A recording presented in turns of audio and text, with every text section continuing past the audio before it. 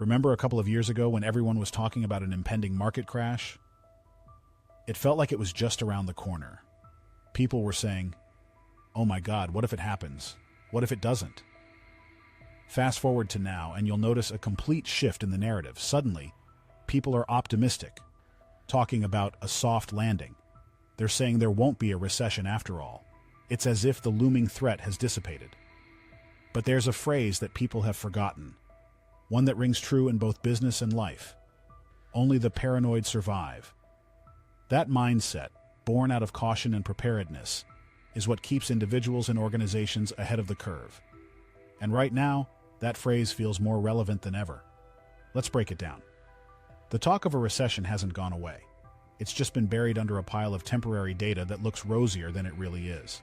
As it stands, the market looks fine on the surface. Stocks are hovering near all-time highs and people are breathing a little easier. But if you dig deeper, the reality isn't quite so pretty. The market may seem robust, but that's largely because of a select few companies, not the overall health of the economy. Remove the top 7 stocks, and you'll see how fragile things really are. The Magnificent Seven. Let's start with a staggering fact. 7 companies: Meta, formerly Facebook, Nvidia, Apple, Microsoft, Alphabet, Google, Amazon, and Tesla, make up 28% of the S&P 500's value. That's a concentration of power we've never seen before. These 7 giants are essentially propping up the entire stock market. To put this into perspective, if you were to remove these 7 companies, the rest of the S&P 500 would actually be down this year. Think about that for a moment. The overall market, which represents 500 of the biggest companies in America, appears healthy because a handful of tech giants are carrying it. Without them, the rest of the market is struggling.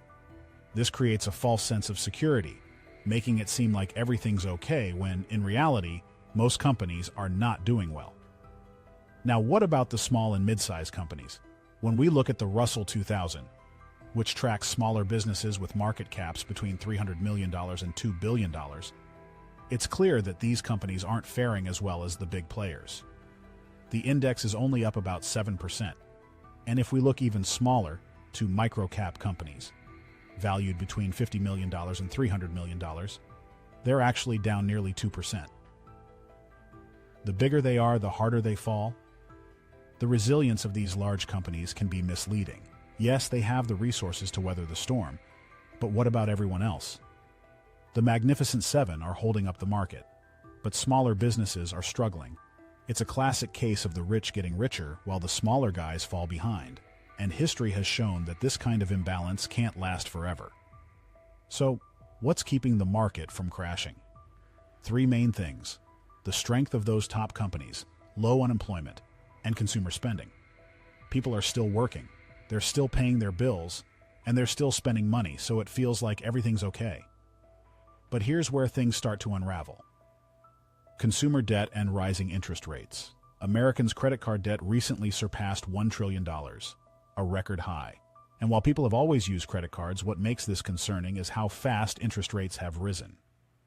If you look at credit card interest rates, they're the highest they've ever been. Why?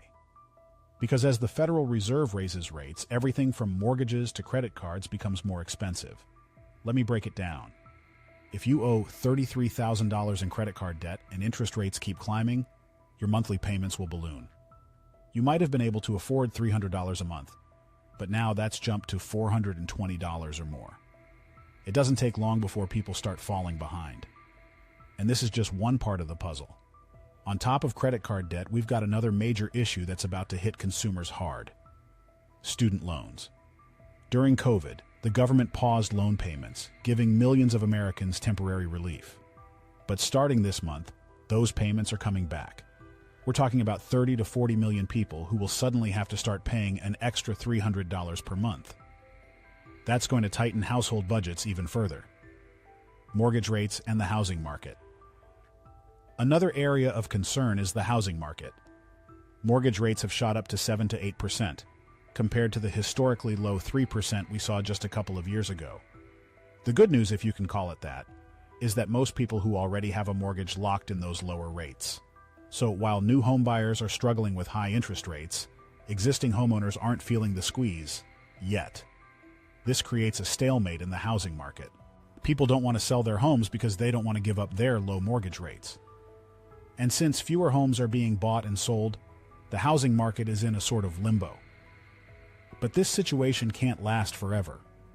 Eventually, people will need to move or refinance, and when they do, those higher rates are going to hit hard.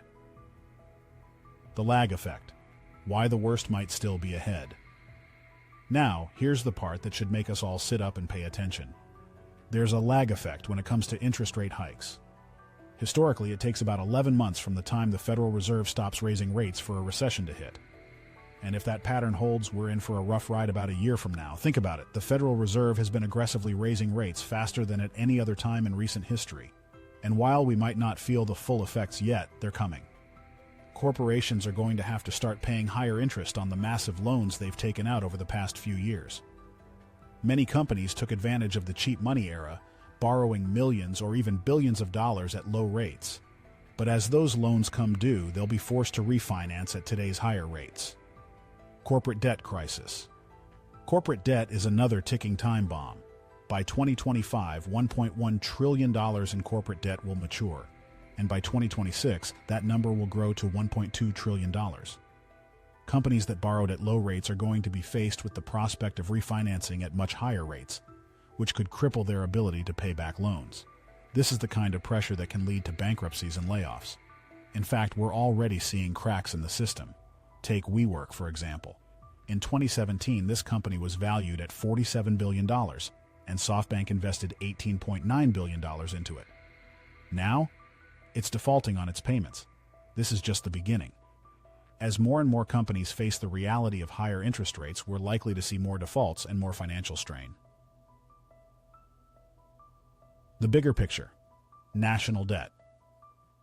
But it's not just individuals and corporations who are feeling the pinch. The United States government is also swimming in debt, $33 trillion to be exact. For every 1% increase in interest rates, the government's interest payments go up by about $320 billion. To put that in perspective, a 3% increase in rates means the government has to pay an additional $1 trillion in interest alone. Look at the historical data on the government's interest payments, and you'll see a sharp rise in recent years. It's not just a gradual increase, it's a steep climb. And as the debt continues to grow, the interest payments will eat up more and more of the budget, leaving less room for spending on essential programs. What's next? So where does that leave us? On the surface, it seems like things are fine. The stock market is propped up by a handful of giant companies. Unemployment is low, and people are still spending. But just below the surface, cracks are forming. Consumer debt is at an all-time high. Corporate debt is about to come due at much higher rates, and the government's interest payments are ballooning. And if history is any guide, we're about 11 months away from a potential recession. The question is, are we ready for it? If we've learned anything from the past, it's that the people who survive in times like these are the ones who prepare for the worst, even when everything looks fine on the surface. Only the paranoid survive, after all.